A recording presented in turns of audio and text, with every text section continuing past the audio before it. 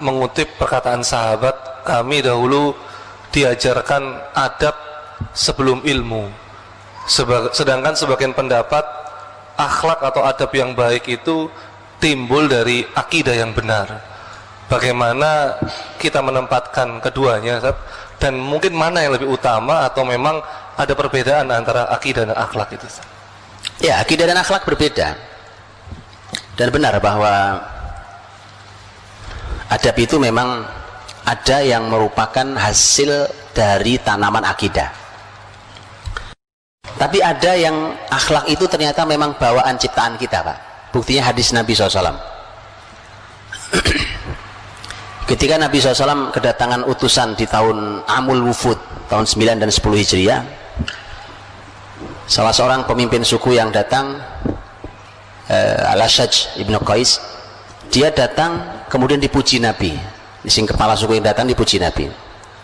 Inna fika la khaslatain yuhibbuhum Allah.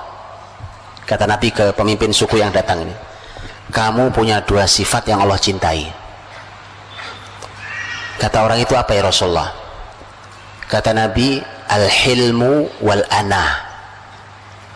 Hilm itu sifat yang penyantun, yang jiwanya itu tenang, terukur, tidak tergesa-gesa. Orang berbuat jahat kepada dia, dia balas dengan kebaikan. Itu al-hilm. Wal-anah, anah itu tidak terburu-buru, tenang, tidak terburu-buru, itu al-anah. Kamu punya dia sifat mulia itu. Nah, begitu dia dipuji, dia nanya, ya Rasulullah, apakah ini sifat baru atau sifat lama yang saya punya ini? Dari kapan muncul adanya di saya? Nabi mengatakan itu sifat sudah sejak dulu ada di kamu. Istilah maka para ulama adab mengatakan bahwa memang ada akhlak itu yang sifatnya bawaan, Pak. Bawaan sifatnya. Contoh-contoh di antara kita ini ada orang yang memang bawaannya sabar, orang yang memang sabar, man. Itu marah aja susah itu. Ada orang yang bawaannya marah-marah, Pak. Walaupun nanti akan dipengaruhi oleh perjalanan hidupnya. Tapi ada modal. Ada orang yang modal dasarnya memang mudah ngasih orang, dermawan. Memang ada modal dasar itu. Ya, ada yang modal dasarnya, arti gini, bahwa ini kan cuma modal dasar, tapi semua bisa dibina. Orang yang tidak punya modal dasar, tidak besar modal dasar dermawannya, bisa dimunculkan kedermawanan luar biasa pada dirinya dengan pembinaan terus-menerus itu. Ya. Nah, yang dimaksud dengan pertanyaan tadi, kalau kalimat sahabat adalah kami diajari iman sebelum Quran. Kami diajari iman sebelum Quran. Itu kalimat Jundub bin Abdillah, kalimat Abdullah bin Umar, dan seterusnya. Kami diajari iman sebelum Quran. Itu ternyata kaidah kurikulum besar dari Nabi SAW. Tapi kalimat bahwa adab sebelum ilmu itu juga benar. Itu kalimat para ulama bahwa seharusnya kita ini belajar adab sebelum belajar ilmu. Belajar adab dulu. Ini yang salah di kurikulum pendidikan kita hari ini. Ilmu ditumpuk tapi adabnya belum jadi. Akhirnya ilmu tidak ada gunanya, ilmunya tidak barokah, adabnya belum beres, dan ilmu itu nggak mengubah apa-apa dalam kehidupan dia. Jadi adab sebelum ilmu. Abdullah bin Mubarak rahimahullah, ulama besar, beliau mengatakan bahwa kadal adab an yakuna thulutsail ilm, bahwa adab itu 2/3 ilmu. Adab itu 2/3-nya ilmu. Artinya ketika kita kehilangan adab, kita kehilangan 2/3 ilmu. Jadi makanya anak itu memang harus diajari adab dulu. Adab dulu harus diajarkan. Nah tadi, tentu sambil untuk menanam kokoh adab, pasti akan berhubungan sangat erat dengan masalah iman, akidah tadi itu maksudnya.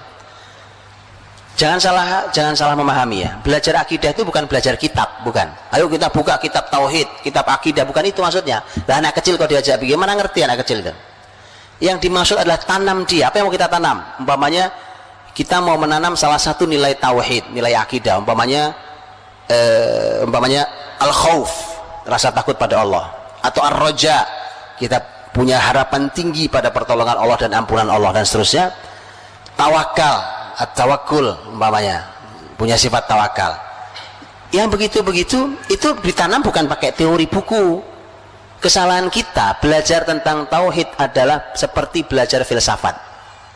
Itu kritikan Al-Ghazali terhadap proses pembelajaran tauhid yang salah. Itu salahnya, Pak. Apa itu pembelajaran filsafat?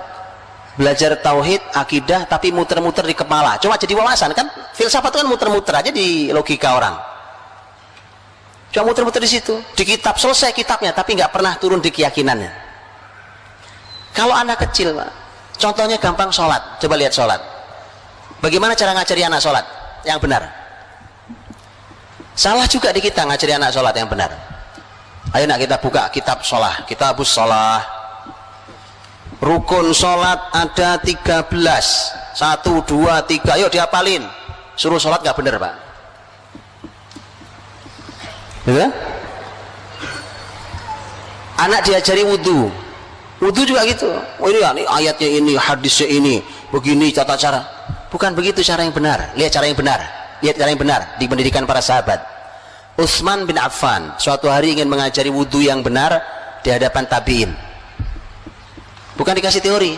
Kata Utsman, ambil air buat saya. Begitu diambil air, baik, tuangkan airnya. Kalian semua lihat saya cara berwudhu. Dia wudhu dari awal sampai akhir. Kemudian terakhir Utsman berkata, beginilah aku melihat Rasul berwudhu. Lihat, paham, Pak? Teori nanti. Ilmu tajwid kapan munculnya? Zaman Rasul atau bukan? Bukan, gak ada ilmu tajwid zaman Rasul. Idhar, idgham. Makanya kita selesai ilmu tajwid suruh baca tetap aja berantakan. Karena teori, Pak. Ini kesalahan kita mengajarkan tauhid dengan teori. Teori itu nanti. Yang penting anak membaca Quran dengan tajwid yang benar. Setelah itu kalau sudah benar baru kita kasih teori. Mereka kata, oh ini namanya idhar. Bacanya udah benar baca Qurannya. Oh ini namanya idgham. Begitu. Persis sama. Akhlak juga gitu, bukan teori, Pak.